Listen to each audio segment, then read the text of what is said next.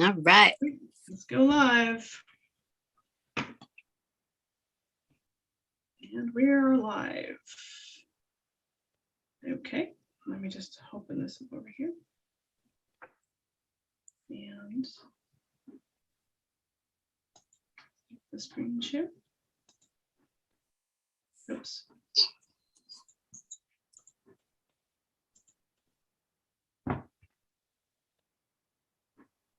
Share screen. Sure. Okay. And we should be ready to go. We should be pretty much live right now, I think. All right. Great. Okay. All right. Hi, Marion. I'm ready. Are you ready? I'm getting close to ready. All right. So welcome to our live stream on the Stitches of Lengberg. And we're going to be demonstrating with you how to create those stitches, both left-handed and right-handed. So hang in there. We're almost ready. And if you don't have your materials ready, you want to grab them. So you're going to need needle, thread. If you've got linen thread and beeswax, that's great. Any type of needle that will fit your thread. We use 4 by 8 inch linen and a 6 by 6 inch linen and wool scrap. And you might want to like cut out new pieces. I have a selection of linen thread already pre-cut and waxed. Do you want to talk about the linen thread that we're using? So I am using just a linen thread. I believe this is Londonderry. I don't know if people can see me, but this is what I use for these demonstrations. It's just a brown linen 50/3 weight. So it's a 3-ply. What are you using, Marion? I'm using a linen weaving yarn. It comes on cones. It's called Newport from Halcyon Yarn. It's a 16 by 2. And this is the color that didn't come out right, so I'm using it for a demonstration. The actual colors I use in the Lengberg project are a dark brown and a kind of a natural color. And it's actually really thick. So it's really, yeah. So it, when waxed, you really can't rip it out. You have to cut it out. And so got the pieces of linen and a linen and wool square. All right, so shall we talk about the stitches and where they're used and stuff like that? Yes. All right, so let me just get forward on the next slide. Okay, here we go. First stitch we're going to cover. When waxed. Oh, sorry. So the first stitch is the running stitch, and that one is found in several spots in the shirts that we have reconstructed. There's actually some very rough running stitches also in the underpants, as you can see on the right, that's underpants, and on the left, that is a shoulder seam for one of the shirts. So we're going to demonstrate the running stitch. Now, are you ready, Marion? Oh, I thought we were going to like go run through all the stitches and then do the demonstration.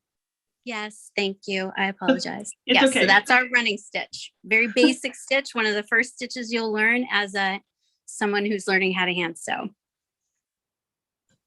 Go ahead into the next. So these are more running stitches. These are also from a shirt. So you can see it's pretty thick thread. Next one. Okay. So that's the back stitch. So the back stitch is a stronger thread or stronger stitch, and we use that a lot on seams that need to be stronger and bear a little more weight. So these would be on, in this example, you can see a back stitch used along an eyelet edge, and encased in that edge is actually a cord. So that's adding some strength to that eyelet edge. And the image on the right is actually, I thought it was a backstitch when I was learning and starting to make these reconstructions, but I'm pretty sure these are half backstitches, which is a slightly different technique than the full backstitch. All right, next slide. Yep. So this is also backstitches. You can see on the shoulder edge on the left side, there is a set of back stitches below that letter A. There is back stitches there, and also along the edge of this different garment. It's not the bra, it's another textile fragment that we aren't sure what it is, but it is also used along the edge. You can go to the next. So this is what the backside on the left here, what the backside of a backstitch or a half backstitch looks like. They look slightly different. And when we do the demonstration, you'll see the difference between the two. And on the right, you can see there is a backstitch that is used to hem and to finish a seam on an arm side, on a sleeve. And we'll be demonstrating how to do that a little bit later. Somebody had a question of that the fabric looked rather coarse, and which is true. I mean, the Lengberg linens, that's a mouthful, Yes. are not very fine. No, they range between about 10 to 11 centimeters threads per centimeter, to the finest being about 16 to 18. So what we've shown so far is a pretty rough linen, and it is, I think, on average, it's that 11 to 13 threads per centimeter.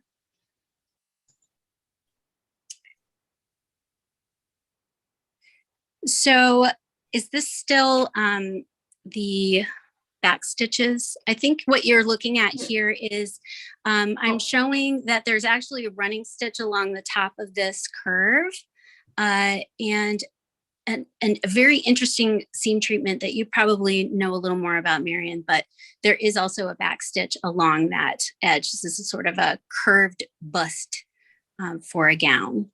Yeah, we can talk about that specifically when we flip the camera around to show the stitching.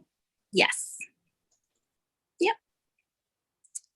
Whip stitch. So a whip stitch is a very simple stitch type that's used to connect two pieces of fabric together.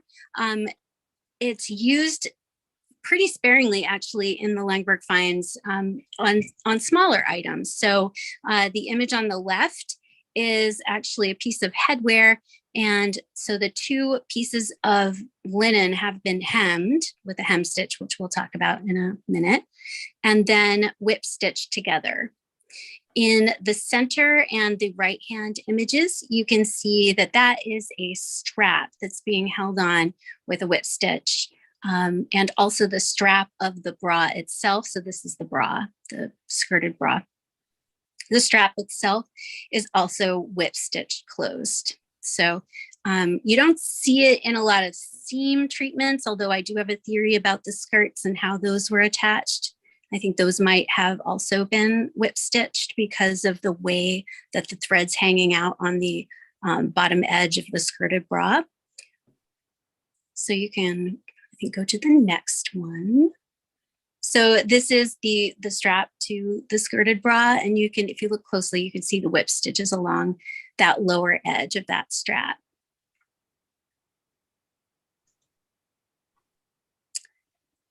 So what we're looking at here, it's hard to see, but there's several different types of stitches that are used on this cuff. This is a shirt cuff.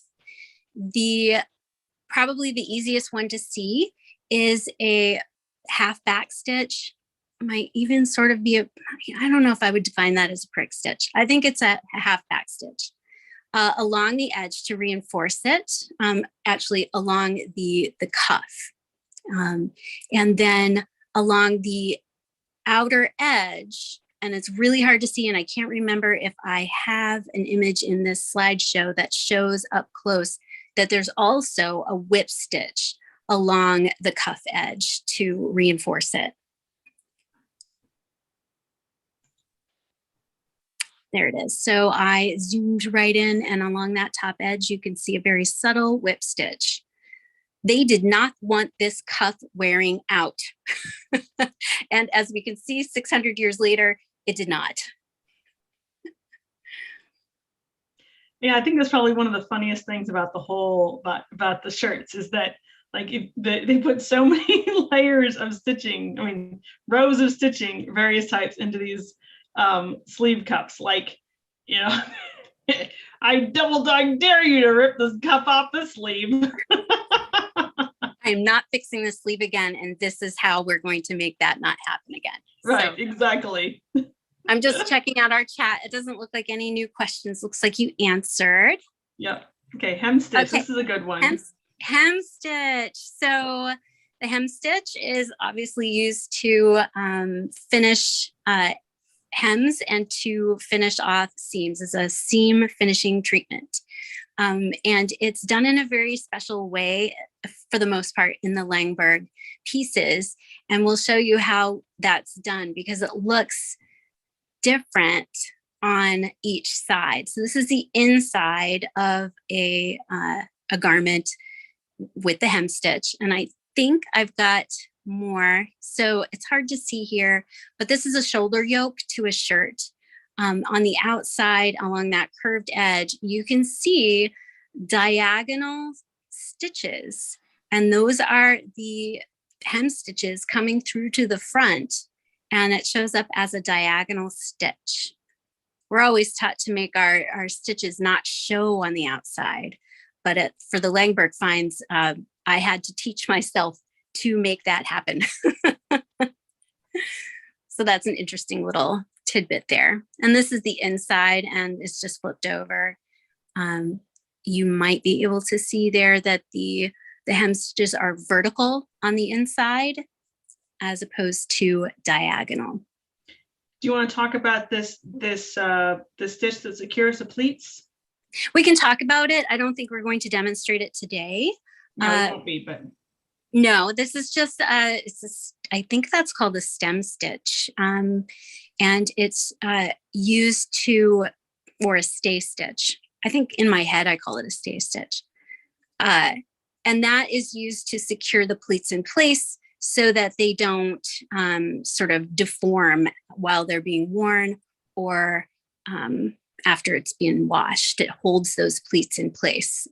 So this is the inside, and you can see it's not sewn very carefully or perfectly, which is another thing I really love about seeing these extant finds, is that they're not perfect. Somebody made this thing. And there's also another little detail that I want to talk about. When I was starting to make this reconstruction, I was sewing this shoulder yoke on, and I noticed when I looked at the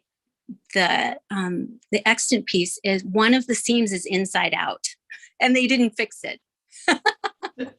So they left it. So I've gone back to the outside, so you can't actually see the stay stitching on the pleats, just so the pleats are being held in place. Right. And then, those little stitches are tiny and sort of tucked into the folds in the back parts of those folds. Okay. And then go forward. Oh, pad stitching. I can talk about that. So this is a stitching this is a stitch that's done from.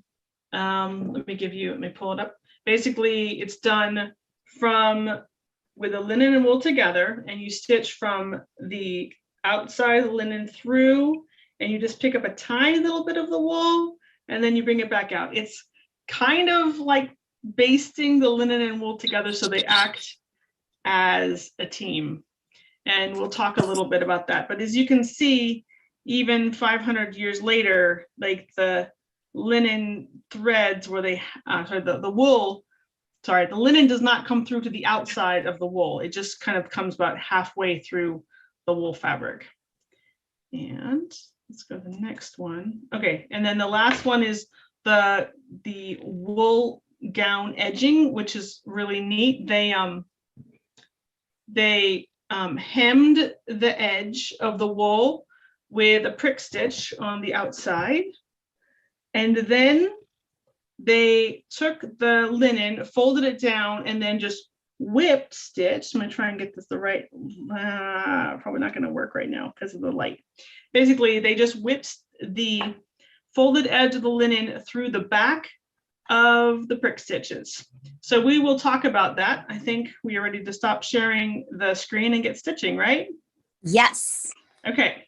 All right, there's going to be an sharing. awkward, I'm on my phone today because I could not get my computer to cooperate. So I'm going to do an awkward phone flipping. Okay, you do your awkward phone flipping first. I'll do mine. How about that? Good. All right. Hopefully I won't leave the meeting. There we go. We will talk. All right, sorry. That's okay. Okay, all right. Are you ready? Okay, I'm gonna turn off my camera real quick and I'm gonna come back on. Okay.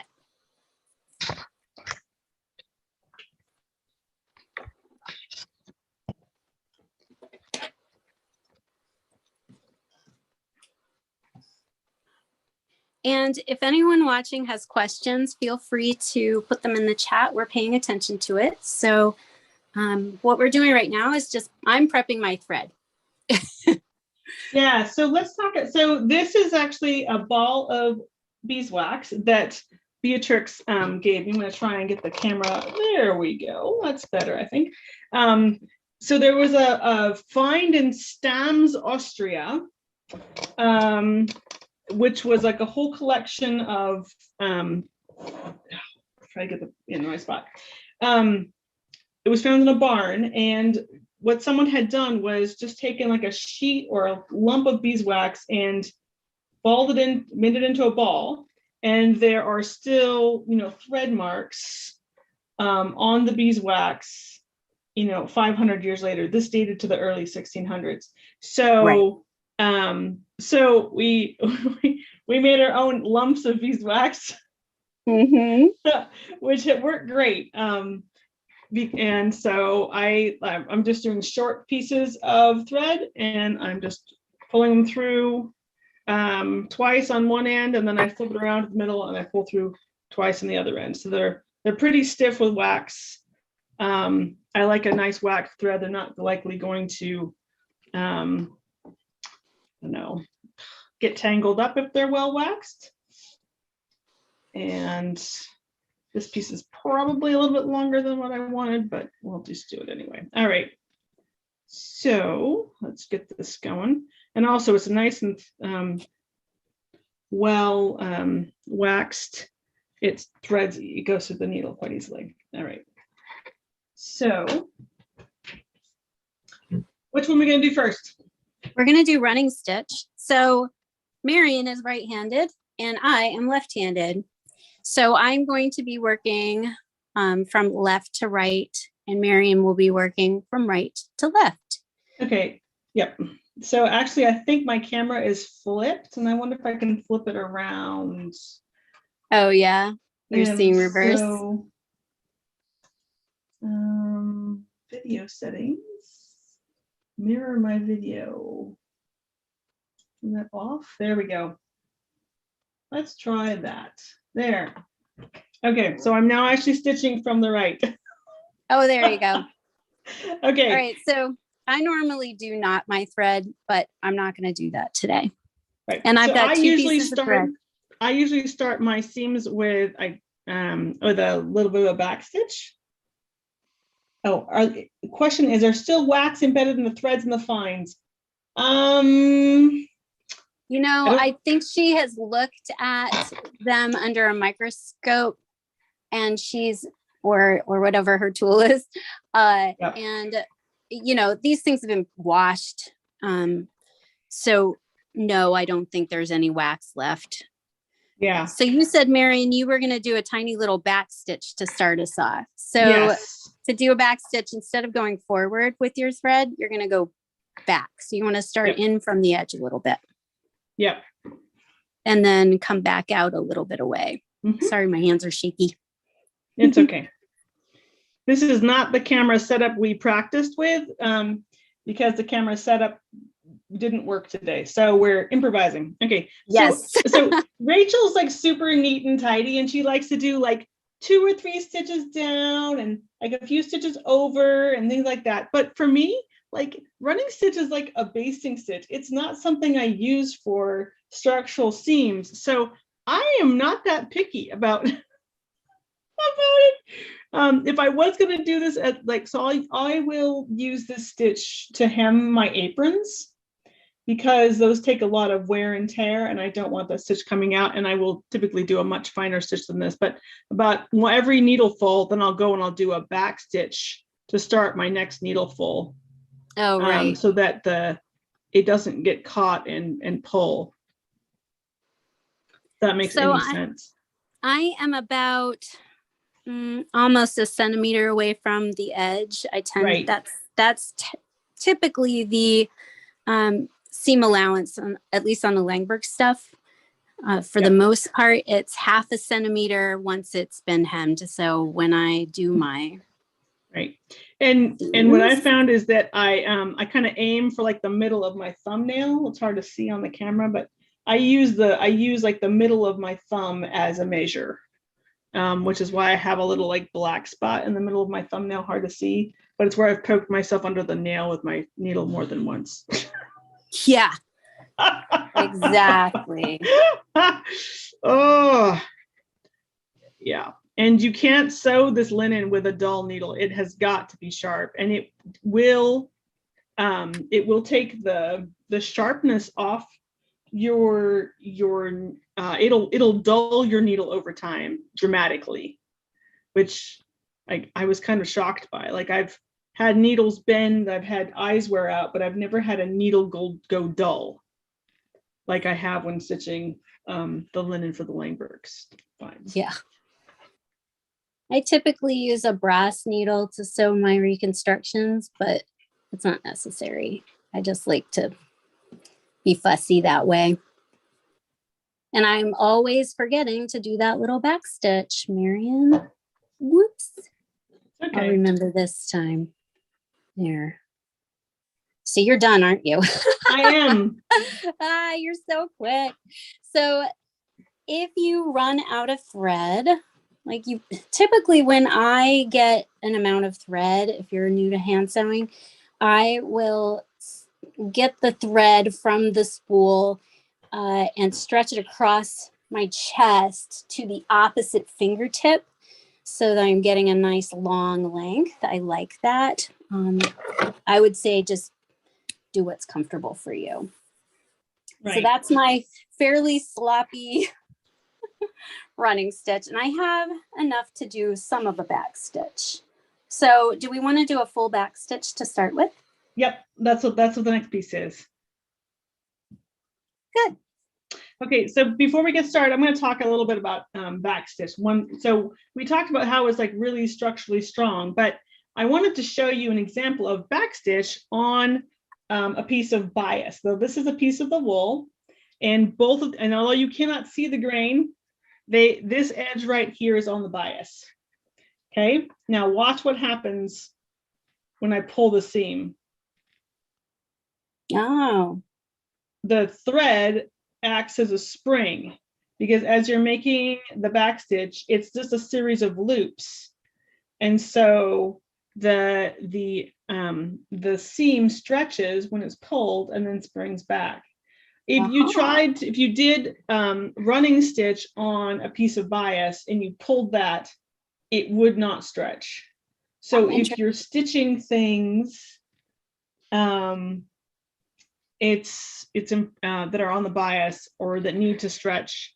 Okay, we got a question. Is the anchoring back stitch appears in the Lengberg finds too? It's hard to tell. It's really hard to tell because some of those seams are pretty short, so you don't see it. Right, because they're hidden. And not a lot of really long seams are still hanging out. Yeah. So not because that these were things that were cut. Right.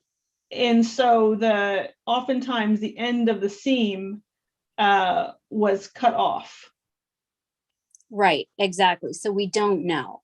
Yeah. All right. So are you going to go ahead and start the Yep, back I can set stitch? the back stitch. Yep, here we go. So I did an anchoring back stitch, and then I'm going to go back to the beginning of that stitch and come forward. The length of the stitch I want to be, I'm going to do a relatively small one, and then I'm going to pull my stitch through. So you're actually going to have a two stitches stack right there, and then go back to the beginning and do the length of the stitch. Now, whenever I have gone away and not done back stitch for a while, I like to do a sample before I start stitching, because I find that my stitch length is super uneven when I first start stitching, and it tends to get better as I go along. Now, Right. this is really not like super small stitches, and that's fine, because that's not what we see in Lengberg. Lengberg is not super fine hand embroidery. It is, like, get the stuff done. Yeah. And it is actually a strong seam. Oh, it's a very strong seam. And the waxed linen, this heavier thread, allows for a bigger, you don't have to do such fine stitching. In fact, because it anchors the fabric together. The waxed linen thread is not going anywhere. This heavier waxed linen thread is not going anywhere. It's not going to stretch. It's not going to shift around. I don't think we need to do the back stitch all the way across. Okay. Maybe we could do like a little while of the regular back stitch and then switch to a half back stitch. Okay, let's do a half back. Okay, so for half back, you start. Okay, I'm gonna do. So up here, I'm gonna finish with this back stitch, and then pull it through. Now for half back, you just go half the distance between the stitches. So let's do this. You go full forward, but half back. Right. Does that make sense? Yes, exactly. Full forward, but half back. You should see a little space between your stitches. Yep. If you go even farther, it will look like a running stitch on the front, but like almost like a regular back stitch on the back. Or maybe that's the prick stitch I'm thinking of. I think that might be the prick stitch. No, well, this is kind of looking like a running stitch when I compare it to my running stitch on the row above.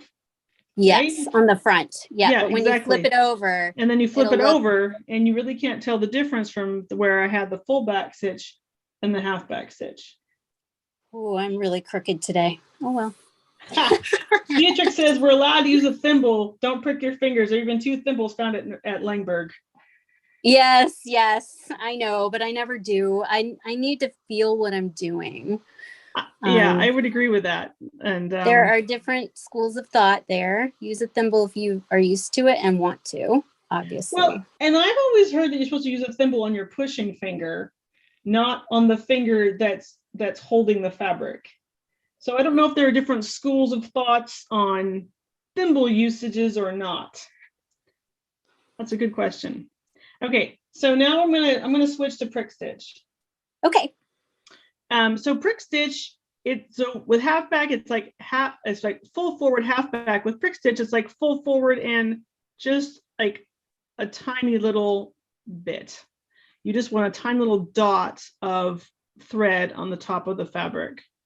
So it's just a little, you can even call it dot stitch, but it's just this little dot, and it holds things on edges beautifully, and it's used all over the wool gowns to hold down seam allowances, to hold down the edges of the wool, and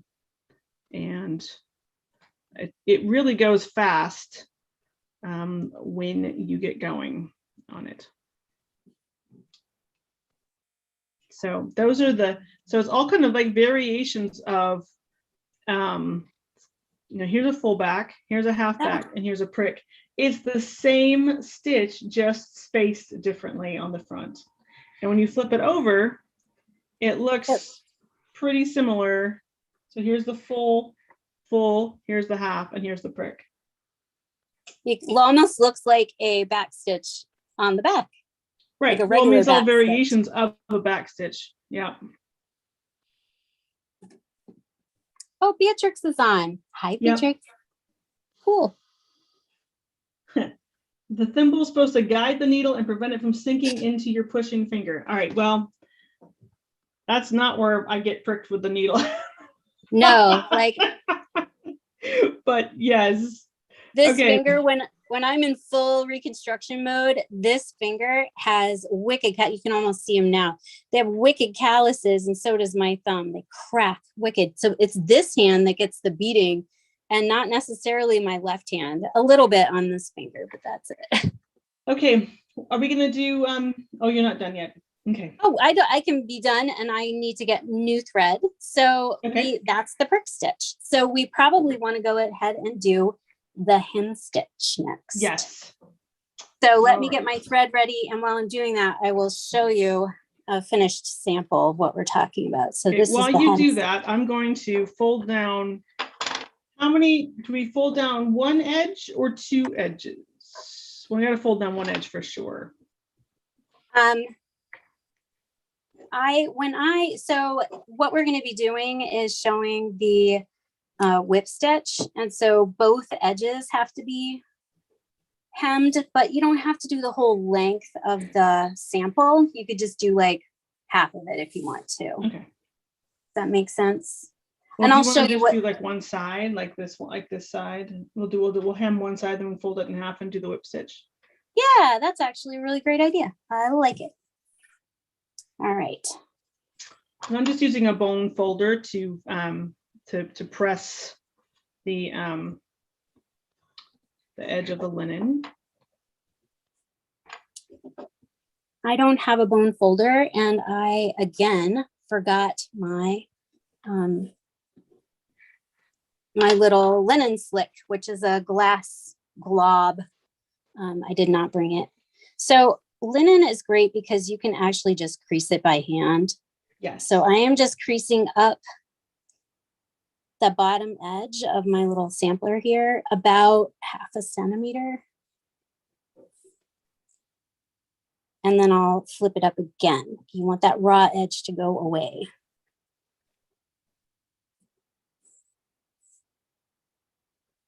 I have much thicker linen, so I have a much wider seam allowance. That's okay. Yeah.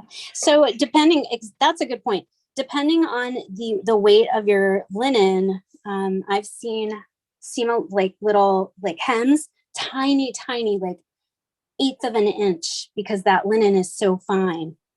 But then of course, heavier linens will have a perhaps wider seam allowance. All right, so that's ready. Mine's pretty wide. Okay, so hem stitch. You could also call it, I feel like I've heard people call it the, oh my gosh, my brain just went. It is called overcast stitch, I believe. I've heard people call it. That's or is that the that's whip more stitch? Whip stitch. All right, so what are we doing? All right, so I am starting on the left as a lefty, righties start on the right side. And what I'm going to do is I'm going to bring my thread from the back close to the edge of the fold so that the end of my thread is hidden. All right. And when you make your stitches, you're going to go straight up just above. Oh, are you doing it from the fold into the, oh, that's right. Yes, I'm going from the fold. So I started on the inside of the fold from the back of it. Okay. And now my thread is to the front. And my needle is going just over the edge of the fold. Sorry about this. And I'm going to be going down at an angle like that. Do you see, guys, what I've done? So I'm actually vertically above where the thread is coming out, but diagonally. Okay. Yep, there we go. And then you're traveling at an angle, a diagonal angle on the back. Okay. Yep. All right, we'll see if I did this back right. To the front. So this is a thing I had to teach myself as a left-hander. in order to make my left-handed sewing look right-handed. So I taught myself this technique because the angles make a difference. So that's my first stitch. It's vertical. And now I'm ready to make my next stitch. I'm going to anchor my hand on the table. So like that. Okay. Am I doing this right? Vertical and then diagonal in the back. Yes. Yep. Okay. So some people might find it easier to work like this. Like I believe that's what you're doing. You're on the top. Yeah. You're going to the left. I'm on the bottom, going to the right. And that might be because I wanted my stitches to look right-handed. Right. Correct. Correct. Oh man, I just took out all of my stitches. So people want to know if this is like an applique stitch or a slip stitch. And I don't know. I haven't looked it up in a stitching book, but applique might be the right name for it. When I'm teaching my kids, I'm an art teacher. When I'm teaching my kids how to sew on a little patch of applique, like the nose or the eye or whatever it is, this is the stitch I show them, and I call it the applique stitch because that's what you're doing. But when I'm talking about the Lengberg stuff, this is specifically used for hemming things, so I call it the hem stitch. Now I'm kind of working big with big spaces, so okay, if you want your, oh, you don't have to speed up. I'm behind you. Oh. You can slow down.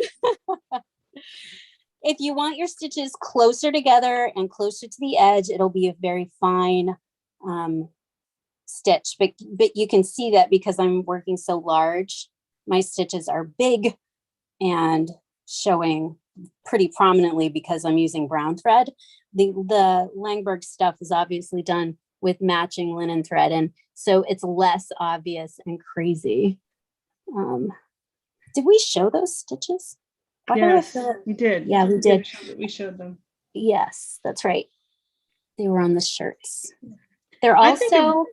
I was gonna say, I would think of slip stitch as being more like this, where you're working where you're coming in like this and then coming out like that. That's more like a slip stitch, or possibly even running your needle underneath and then picking something up. So this is a little bit different than either one of those stitches. Yeah, it might be like a precursor to it. I don't know. Before I started doing the Lengberg reconstructions, my hem stitches were done by picking up a tiny piece like that and then going diagonally in the space between. But that's not how the Lengberg ones are done. They're done just with a big, unapologetic diagonal pass. So someone says this is also called it's often called the fell stitch. Yes. When you fell seams, this is what you see on the Lengberg stuff. All of the seams are felled this way. But it's also used in a couple of other places, obviously. And there are multiple ways to fell stitches. So I mean, fell seams. So it's not like a universal fell stitch. Right. This is a seam that has been sewn together, like for the Lengberg stuff, for the most part, depending on what textile you're looking at, you'll see seams sewn with either a running or a half back stitch, and then felled off to one side, like a single felled seam. Mm-hmm. But you'll also see the edges hemmed like this and then stitched together with whip stitch. All right, I'm going real fast because she's done. I need to I chew gum and walk at the same time. I can't talk sew at the same time. Were there any other questions? No, I see that we're caught up. Not that I can see right now. All right. So, you know what? I'm going to call that good because I don't want to make people watch me sew for an hour. So I'm going to snip. And we can do the whip stitch. Whip stitch is also a really nice, strong seam treatment, but it's not used. It's not really used in like the gowns at all, is it, Marion? Well, it's I don't used to remember attach seeing the it. linen to the wool, but it's different than this right here. That's different. Right. We'll get to that point. Okay. So I have hemmed, and whip stitch is very simple. You're just going through the two edges like that. You're just whipping around. I tell my students, you're always going to come from whatever direction you start in. You always go in that direction. So front to back or back to front, doesn't matter which direction you're working in. I always forget which is the direction I stitch in without getting a tangle. So I usually end up with like a few misdone stitches here at the front before I switch, or I'll usually rip them out instead of just like leaving them messy. But yeah. Yeah, I've got all these little thread ends that I normally wouldn't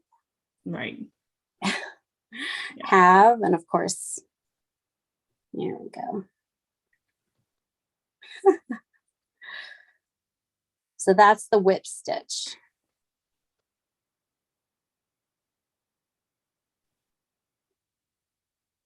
You could work from left to right, right to left, top to bottom, bottom to top. It does not matter what direction because it's what's comfortable for you. Yep. I tend to work back to front, left to right.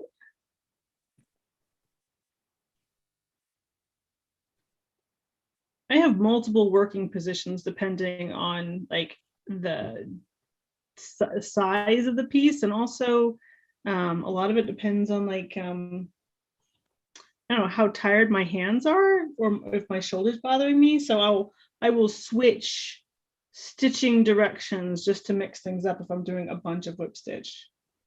Yeah. I'm getting sloppy here.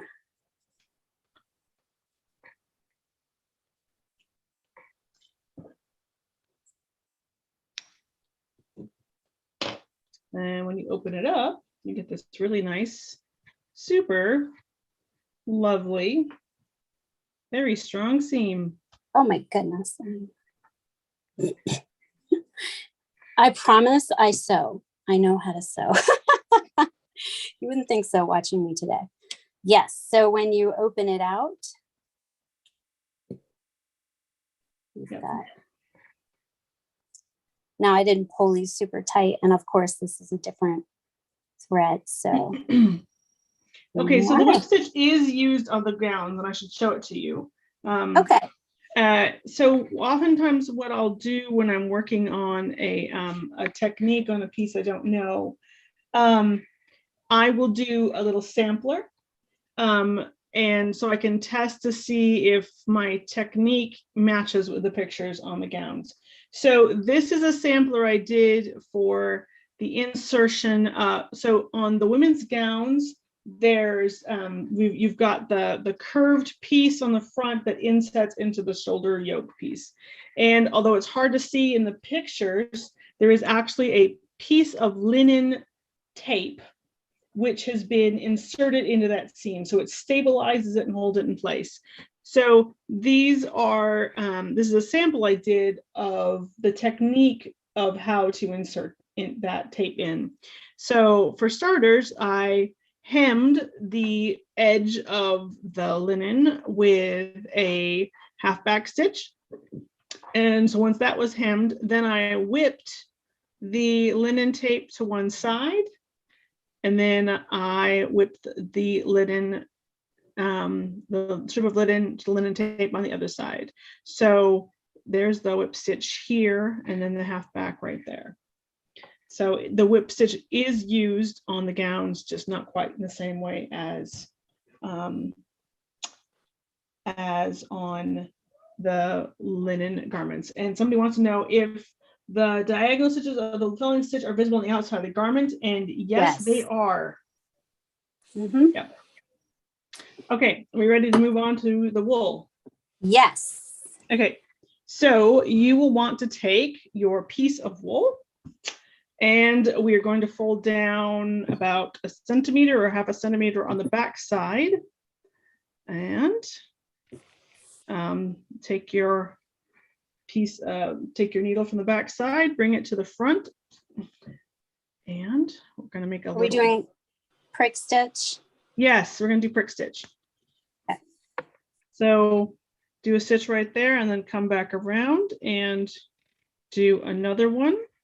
Actually, just bring it back to the front and then we're going to start the prick stitch. So bring it down, bring it over, and kind of roll it off my finger. This helps me keep the seam the same, or the fold on the back the same length. If you were super, I wonder if I can turn the light on here.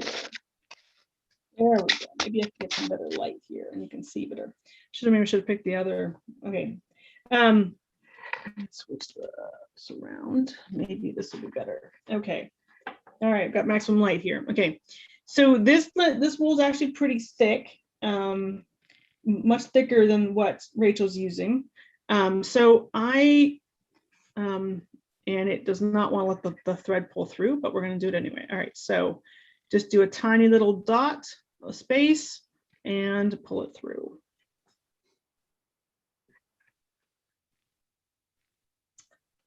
And this is what is used around the neck edges.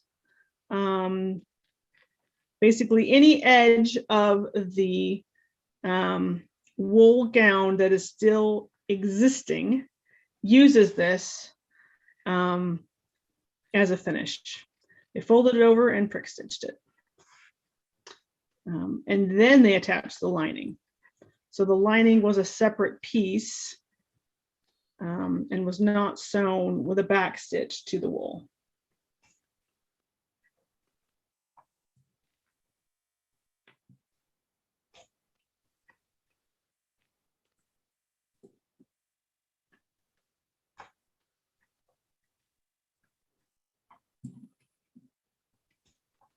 My stitches are varying degrees of length.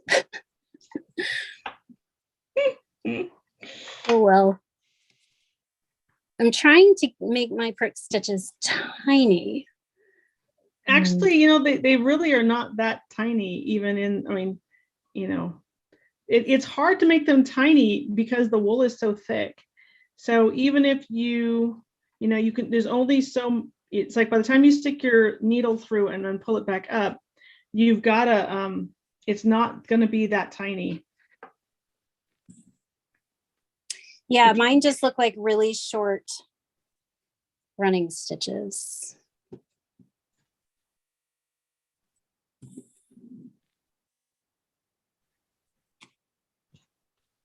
All right, so that's done. Quick.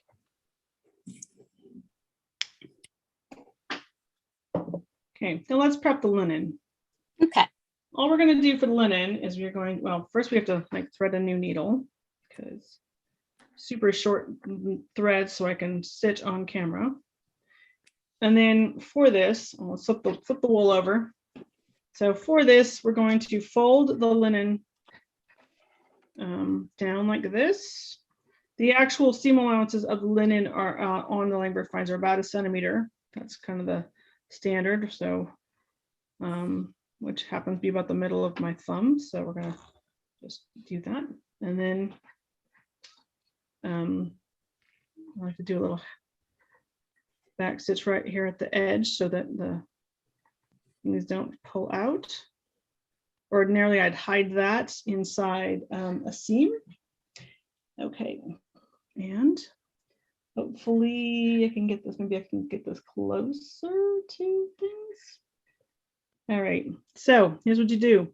You stick your needle through the back of the prick stitch on the wool, not through the wool itself, just through the back of the stitches. And then you put it through the edge of the linen and then you pull it through. And so you're stitching the linen through the back of the stitches in the wool, not actually through the wool, just through those stitches in the wool. So if you ever had to take this linen out, it would be super easy to do. This also makes sure that you can, all right, so there's another way you can also like go through.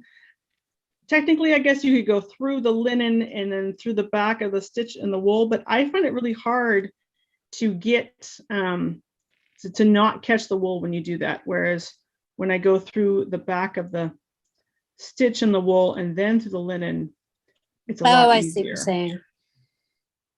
Yeah. Yeah, I'm doing it the way you're like, that's hard.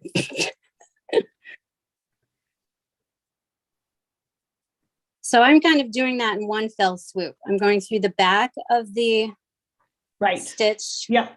And then I'm going at an angle because I like my stitches vertical. But I still get a little bit of a diagonal just, you know, from the nature of the thing. Right. So you're just anchoring on to the back. That's exactly so smart. So what that does is it brings down the bulk of that seam. Right. Right? Yes. Yep. And there's no edge finishes on the linen. Now on this piece of folded linen, it's just folded. It's just folded. It's not whip stitched on the inside here. Right. You know, this was not a gown that was going to get laundered. So there was no need to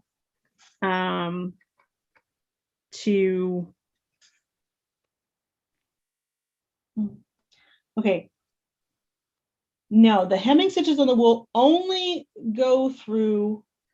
So the hem on the wool is just folded once. Hopefully I can, so it's just folded. You just fold it over like that. And then you stitch it. And then you fold the linen over once. And then you lay them together. And then you're stitching through, you're putting your needle through the back of the prick stitch into the linen. Right, the hem was just folded once rather than rolled. Yeah, you know what? I wasn't paying attention and I actually folded my linen twice. So if people saw me do that, I did it wrong. Sorry, guys.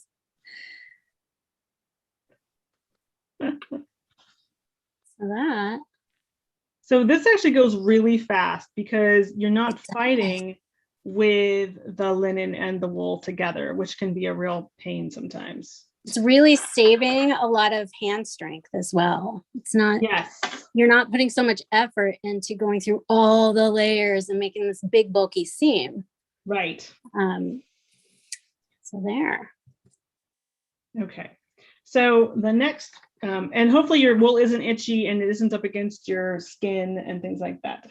Okay, the next thing I'm going to do is I'm just going to demonstrate the pad stitching, and I'm hopefully I can describe it with words because it can be a little bit challenging to show it, I think, on camera. But basically, the pad stitching is so if you were doing like a regular basting stitch, you would stick your needle through and then pull through the other side, and you'd end up with a big bit of needle showing through on the other side, which would of course then turn out to be thread showing on the other side.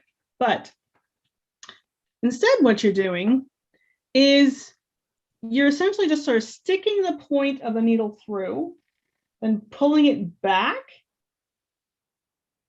so that you can just barely feel it with your finger and then bringing it through to the top side. So even this, you can see that little silver bit of needle, that's too much.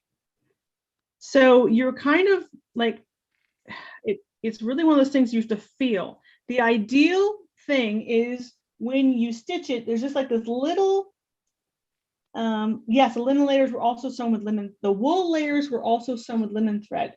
Okay, so the ideal on this particular one is you can just sort of see a dimple on the outside that that the needle has gone through, but you can't actually see the needle itself. And the wool kind of needs to be a little bit thick in order to be able to do this. If you were doing it on a thinner wool, I would just catch like one thread. So let's just pull this through. And so you can see, you can't see the thread on the outside, but if we separate the layers, you can see that it is connected right there. Hopefully that makes sense. It does. I got it. Okay. Great. So and it worked on my thin wool too. So yeah, so these ones are these are just the stitches that form, that connect the linen and the wool together to be the structure needed to create the stiffness needed for the tailoring techniques. And whenever I start doing a piece on this, I will literally do a sampler just to get the feel in my hands again of how far the needle should be going through, because it's like a calibration. You know, after I haven't done it for a while, I forget the depth, and so I'm retraining my hands to do it right. It's definitely something that you need to have two hands on. It's not something that could be like pinned to a board or I don't know how to describe it. You definitely have to have both hands on the piece. You couldn't like pin it here or pin it here and stitch, or pin it up here. You have to have one hand on the back side feeling the depth of the needle. And so that creates some challenges in working this kind of stitch, because you have to be able to get your hands on the other side. The pad stitch, okay.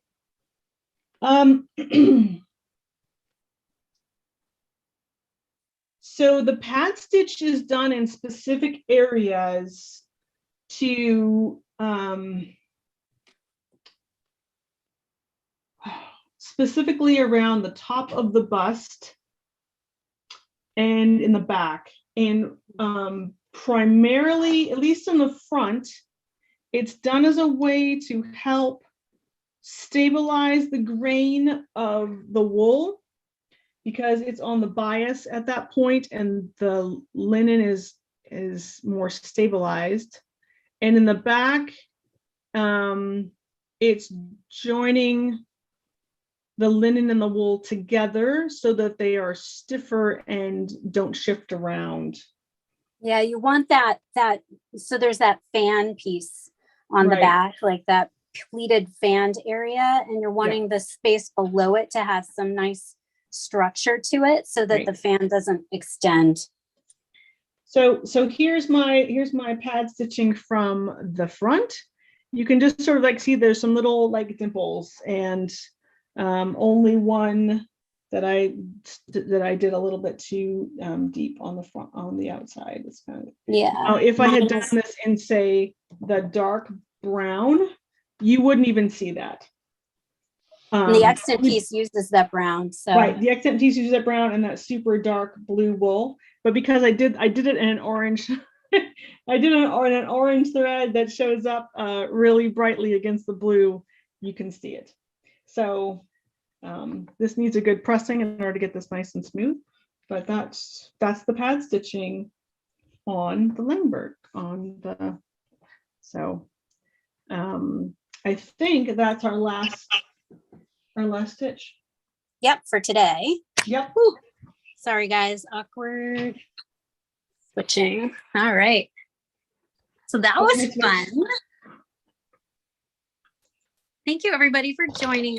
I hope you enjoyed learning about the stitches of Lengberg, and our plan is to do at least one more video in this series to do the more advanced stitch types and some of the structural sewing techniques.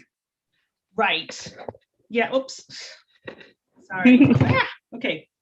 Yeah. So I think the next one would be probably even demonstrating that technique, actually like on the garment piece, Oh, good. which would be, I think, be kind of cool. So, okay, I think that's it, right? I think we're good. Thank you, everyone. Okay. Well, thank you all for joining us. It's been great, and we'll see you next time. Bye, guys.